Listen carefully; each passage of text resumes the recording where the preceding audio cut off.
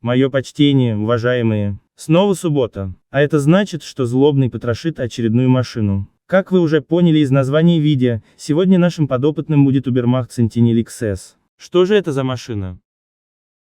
Ubermacht Sentinel XS относится к классу купе. В игре имеется тюнингованная версия машины, с таймингом спавна. Видео по ее поиску вверху экрана и в описании. Обычную версию машины стоит искать в Северном Вайнвуде, на стоянках у парка развлечений в Дель-Перо, в западной части маленького Сеула. Тайминга нет. Для видео была взята тюнингованная версия Сентинеля. Отличия от обычной версии косметические на результат не влияют. Я уже сравнил. Начнем внешний осмотр.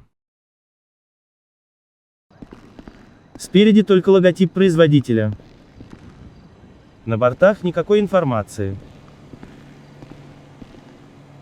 Сзади снова логотип производителя и название модели. Задние тормоза дисковые. Передние тормоза тоже дисковые. Вот и вся информация. Прямо скажем, не густо. Привод на заднюю ось.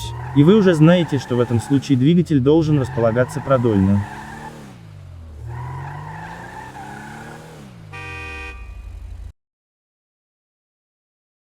Информация о реальных вдохновителях для Ubermacht Sentinel XS, разница от источника к источнику. Пришлось заняться этим вопросом лично. По моему мнению, передние части машины очень похожи на BMW. Ладно, давайте как положено. Не надо так косо смотреть на меня. BMW говорят только в странах СНГ, весь мир говорит BMW. Будем цивилизованными и культурными людьми. Короче, передняя часть машины похожа на BMW M3 92. Но даже звучит круче, согласны? А вот задняя оптика показалась мне больше похожа на таковую у BMW M3 36. Ну, хотя бы не из машин разных производителей слепили, и на том спасибо. Под капотом у i92 располагается мотор под индексом S6540. Это V-образный 8-цилиндровый инжекторный двигатель. Объем 4 литра. Мощность 420 лошадиных сил. Серьезный мотор. И-36 штатно комплектовалась двигателем S50 и 30. Это рядный шестицилиндровый атмосферный двигатель. Объем 3 литра. Мощность 286 лошадиных сил. Тоже немало, но уже не так интересно. Давайте же взглянем, что стоит под капотом Ubermacht Sentinel XS. О, неплохо, Rockstar. Неплохо. Первое, что бросается в глаза, мотор расположен продольно. Соответствует заднему приводу. Однако, раз машина больше похожа на i92, тут должен быть V-образный мотор. А это мотор рядный, а это соответствует стоковой и-36. Тогда уж и переднюю часть стоило делать как у и-36. Дальше больше. У мотора только 4 цилиндра. Это следует из количества вот этих выхлопных патрубков. А у и-36 6 цилиндров. Досадно.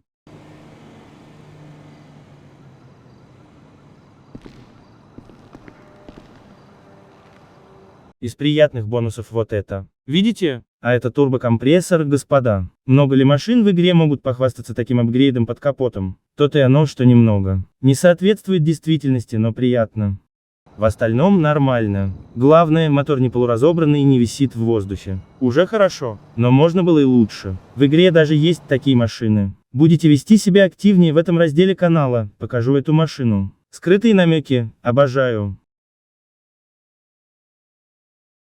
Что мы выяснили? Расположение двигателя соответствует заднему приводу. Можно допустить, что рядный мотор тоже в какой-то мере соответствует правде. Но это притянуто за уши. Количество цилиндров не совпадает. Но есть приятный бонус в виде турбокомпрессора. Кроме того, шильдиков с информацией о характеристиках машины просто нет. Это очень грустно. К тому же у брата-близнеца этой машины, Ubermacht Sentinel, который в корпусе кабриолет, ровно такая же ситуация. Да еще обе машины можно различить только по надписи на багажнике. Я серьезно. Вот вам ссылка с пруфом, она же в описании. Хотя бы моторный отсек заполнен, нет пустот. Мотор в собранном виде. Неплохо, но, как я уже говорил, можно было и лучше. Явно подсобный помогал дизайнеру в работе.